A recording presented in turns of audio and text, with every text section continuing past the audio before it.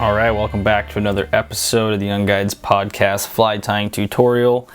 On today's episode, we're going to be tying another great guide fly, arguably one of the best fly patterns out there in my book. It would easily make my top 5, and that is the Pat Stonefly. It's a great suggestive stonefly pattern for trout.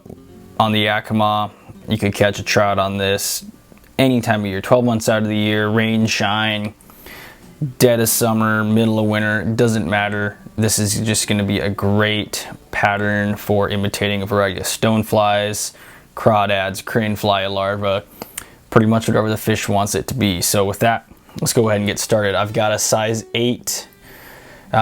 This is probably a nymph hook, streamer hook. You guys know that I don't really pay attention to certain styles of hooks. It's an extra long shank, I can tell you that. And when I'm tying stonefly nymphs, I definitely want to have a little bit longer shank. I'm going to take some 3/1000 lead-free wire. I guess that's leaded wire, my bad. I'm going to do leaded wire because I like to get this down deep fairly quickly, so I'm going to put quite a bit on here.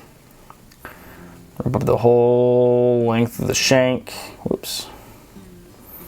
Helicopter that off of there. I'm gonna make sure those ends are rounded around, push everything together. You could make them really heavy too. You could add even more than that. You can even add a tungsten bead if you really want to get this thing down, especially if you're fishing this as a point fly on like a Euro rig, which I have done and I still do. It's a great Euro pattern. As again, it's a point fly, really heavy, it's really big. Get your whole setup down, and it's such a great pattern. So I'm using some size 8/0 unithread in black, and I'm just really making sure I'm covering that section of legs. I don't want this to spin on my hook at all because I'm going to be having materials over it, and if it spins, I don't want this whole thing to spin around and fall apart. So I'm putting quite a bit of thread on there, as you guys can see, really trying to cover it up as best I can. All right, I'm gonna get towards the back end of my hook now. I'm gonna stop probably right above where that barb used to be. I've already smashed it before I put it in the vise. Now I really like my silicone legs. You can see this stuff kind of has a little bit almost like a crinkle to it or a texture. This is just a brown. You can use any different types of legs. If I didn't have this, my preference would probably be the root beer colored flat rubber legs. The brown and black pattern on there I really like, but for now I'm just going to use these brown silicone legs. I want my legs to be about the length of the shank. I want them to be a little bit longer than what I would think an actual insect would be, because again, this is suggestive, this isn't imitative. So what I did is I took a whole stretch of this silicone rubber or silicone leg, I tied in one part, I tied in the end about the length of the shank, and it's facing towards me. What I'm going to do now is I'm going to pull this tag end backwards, and I'm going to wrap over this V that I formed with both ends of that silicone. I'm going to let it go. Now I got a leg coming out the back here, or a tail, and I've got the other whole strand of silicone on this side. I'm going to cut the silicone so that both are about the same, and that is my leg, and this is going to have a lot of movement under the water. That's what I want. It's a lot of movement. Once I have that on, I'm going to take some variegated chenille. This is brown and black, by far my favorite color on the Yakima. Blacks are good colors. Black and orange, brown and olive are good, but this black and brown is by far my favorite because it just imitates so many different things. I'm going to take off probably a 5, 6, 7 inch long section there of that chenille, and I'm going to rip off just a little bit on the end because I don't want to have too much bulk here at the back of my fly. So I stripped off a little bit of the chenille fibers, and I'm going to capture that main piece of that string on the back of that fly. And I'm going to clip this in and have this hanging out here off the back for now. Now I'm just going to build up that area just a little bit, and I'm going to slowly work my way forward to about maybe 2/3 of the way up the fly. And this is where I'm going to tie in my legs. It doesn't really matter. A lot of times you'll see this tied with 3 sets of legs or 2 sets of legs. Fish can't count, but I tend to think that the more movement I have, the better. So I'm going to tie in 3 sets of legs. Do the very similar thing I did to the back. I'm going to tie in my end of silicone going out the front. Again, it's making that little V. I'm going to trim this off. Do the same thing on the other side. Now you'll see that this silicone leg wants to have a concave and convex side. I'm going to have the concave side facing out. It's just going to help it to shape to really stick out towards the far side of the hook. Trimming that up. Now for my last set of legs, I'm going to tie the end coming straight towards me. You can see it's getting a little unruly. I'm just going to tie this down. Let's see. Pull this other end backwards, tie it down. And again, I'm going to trim this about the length of the other legs.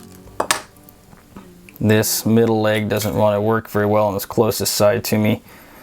That's okay, because you guys will see what we're going to do next. From here, I'm just going to wrap all the way forward behind my eye.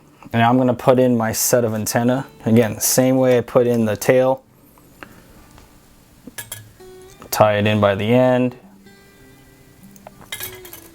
Facing towards me. Pulling this forward and tying in, creating that V pointing towards the front end of the hook. Just like that. Cut it off. Now you got all of your legs on there.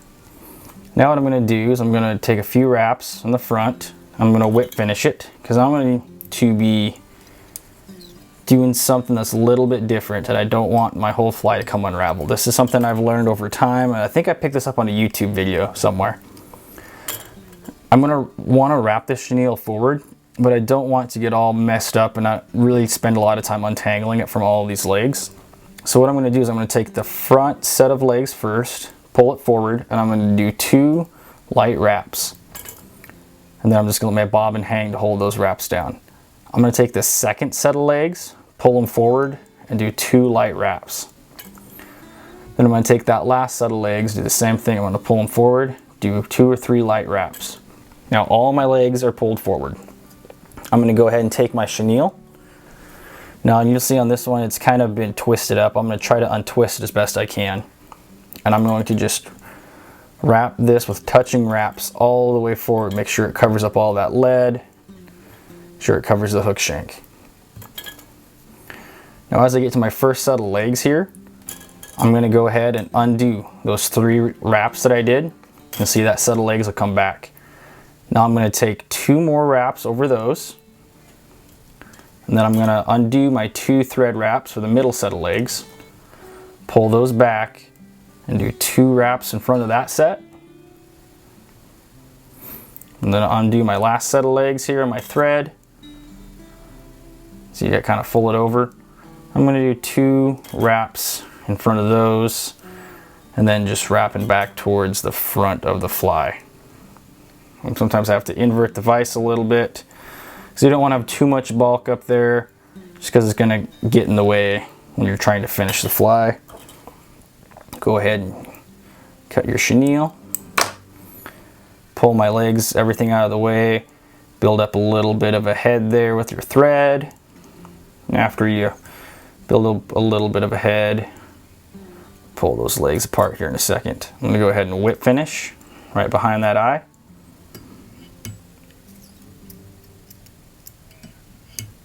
And then I'm going to cut my thread, and that will be it.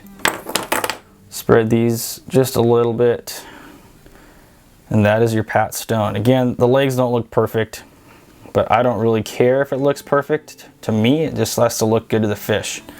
This whole thing is going to shake around, it's going to move.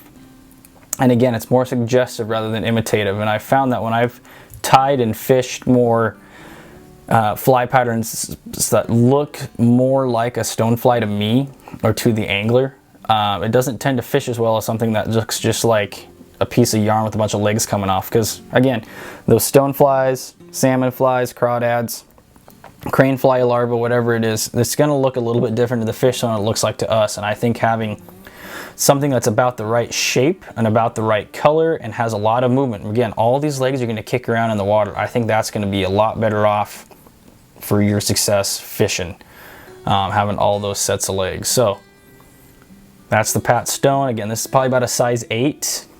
I would go up to maybe a size 6 if I wanted to fish something imitating more of a larger stonefly, like a summer stone, or a double wing stone, or a salmon fly, maybe your golden stone, summer stone, maybe going a little bit smaller to an 8 or a 10. And then the October caddis, crane fly kind of stuff, maybe even dropping down to that 10 range. And you can tie them as small as you wanted, honestly. And again, different colors: olive brown, black and brown, all black, all brown. Just play around with different ones, play around with different leg patterns and leg colors. Sometimes what I'll do with these legs is I'll take a permanent marker and I'll just dab on like little bands on there. And not only does that kind of give a color contrast, it also, something that's speckled like that, much like your grizzly hackle, it makes it look like it's moving even a little bit more. So play around with it. Great guide pattern. Great for imitating a bunch of different types of insects. They're easy to tie, and you can burn through a lot of them. Again, a good point fly on a Euro setup, but another great point fly on any kind of nymphing presentation. Fish it behind some weight under a bobber, and then again, that'll be my point fly. Maybe tie 2 or 3 flies behind it. Should be 1 or 2 more flies behind it. That or something maybe like some smaller pheasant tails, lightning bugs, W84s, just so that you can get your bugs down. You have something that you know is always going to work. The fish are always going to eat a Pat Stone, and then have your other smaller bugs behind it. So that's Pat Stone. Hope you guys can use this for tying your own bugs next time you hit the river. This is great all across the West, wherever you've got big bugs and fish that'll eat them. We appreciate you guys watching another fly tying tutorial, the Young Guides Podcast YouTube channel. Give us a like, subscribe to the channel if you haven't, and let us know what you think and what patterns you want to see in the future. Appreciate you guys watching. Catch you on the next one.